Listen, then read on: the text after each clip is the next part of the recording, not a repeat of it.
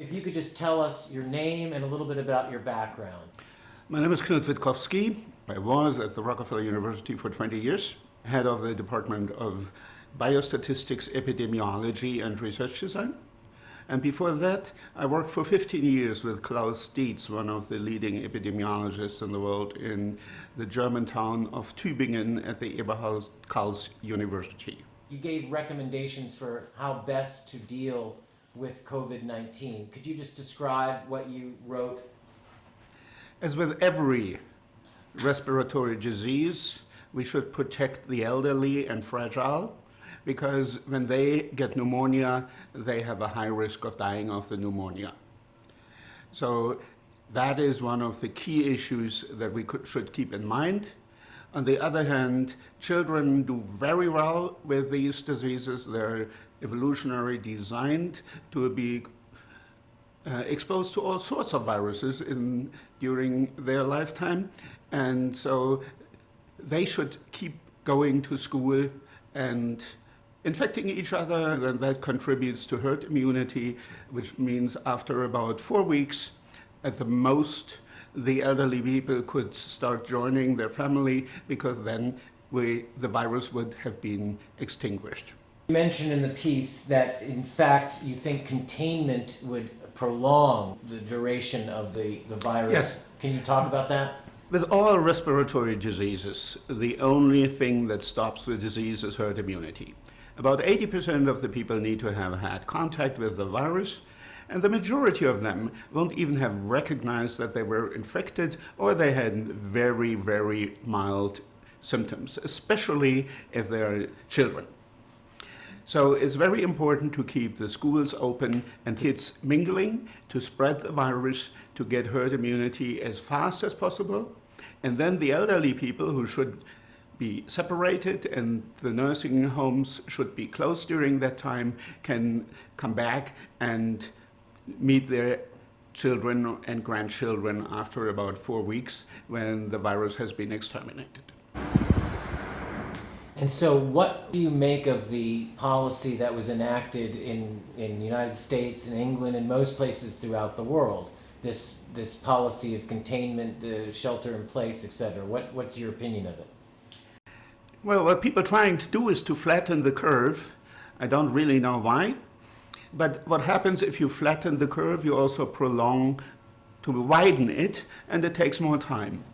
And I don't see a good reason for a respiratory disease to stay in the population longer than necessary. And what do you say to people who say, we just didn't know about the lethality of this virus, and it was the smartest thing to do was just to basically do what we did and contain everybody, because we just didn't have the data?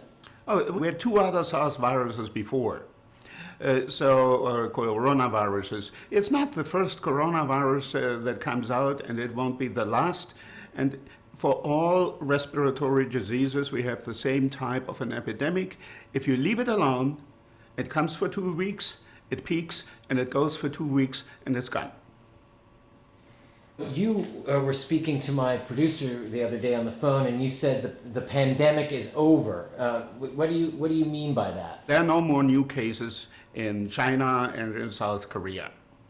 The number of new cases in Europe is already beginning to decline. The virus came later to the US, so here we see a bit of an incline maybe, and a leveling off within the next couple of days. And if we see that the cases are not increasing dramatically, that means that the number of new infections has already declined substantially and peaked about a week ago. Do you believe the Chinese statistics? Do you think they've lied to us? Do you believe the stats that have come out of China? The epidemic has ended there, yes, because otherwise we would see people emerging, and even in China, it's today very difficult to keep information under the hood. If there were lots of cases in hospitals, if the hospitals that they built, the temporary hospitals were still full, we would hear that. This could not be suppressed. During the press briefing yesterday, Fauci and the president and the rest of the people assembled were saying that had they not done the containment strategy that they have done, that upwards of 2 million people would have died in the United States. What do you think of that figure?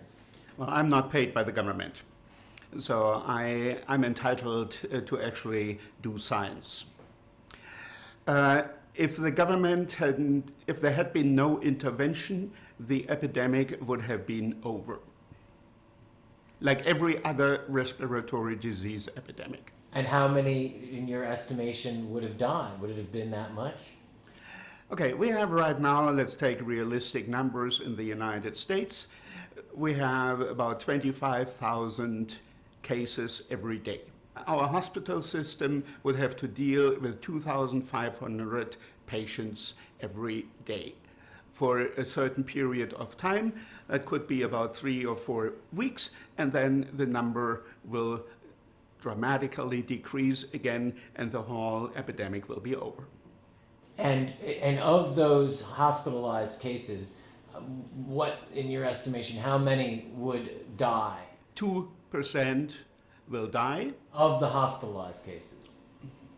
Of all cases. Of all symptomatic cases? Of all symptomatic cases. 2% of all symptomatic cases will die. That is 2% of the 25,000 a day. So that is 500 people a day. And that will happen over 4 weeks. So that could be as high as 10,000 people. Now that compares to the normal numbers of flus during the flu season, and we have in the United States about 35,000 deaths due to flu every year during the flu season. So it would be part of the normal situation during the flu season. Are they reporting flu deaths this year, or is everything just corona? Is there any statistic for flu death Yeah, after? there is a statistic for flu that is currently at about 10,000, 12,000. So together with the corona death, it's about a regular flu season. You're basing your estimate now on the latest available numbers. Yes. So what accounts then for the fact that hospitals are suddenly more overrun than they have been in a previous flu season, and for, world leaders and the news media just going crazy?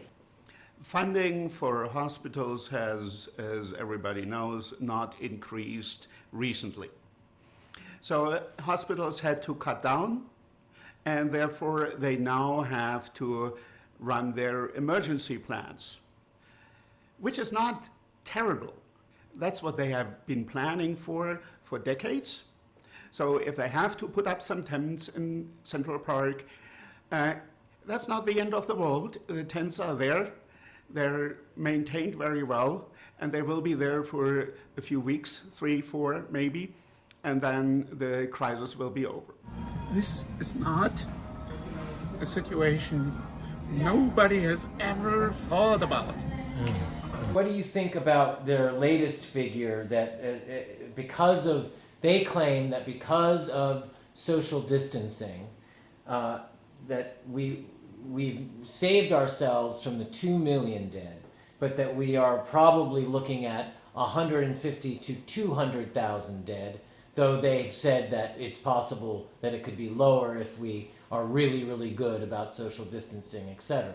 What do you think about their new estimate of deaths? Social distancing definitely is good. It prevented the sky from falling down. Are you being ironic? Of course. I don't know where these numbers are coming from. They're totally unrealistic. There are no indications that this flu is fundamentally different from every other flu. We know what happened in China. We know what happened in South Korea. We know what happened or is happening in Europe. There are no indications that anything is different from a regular flu. Maybe one that's a bit worse than other flus. Could be. For a respiratory disease, the flu ends during springtime when people spend more time outdoors, because outdoors the viruses cannot easily spread. that is a form of containment. So, Spending more time outdoors. So we're now spending more time indoors. We've been told to go indoors. Doesn't that help keep the virus Well, going? healthy. It keeps the virus healthy. Yeah. So we should be told to go outdoors. Yeah.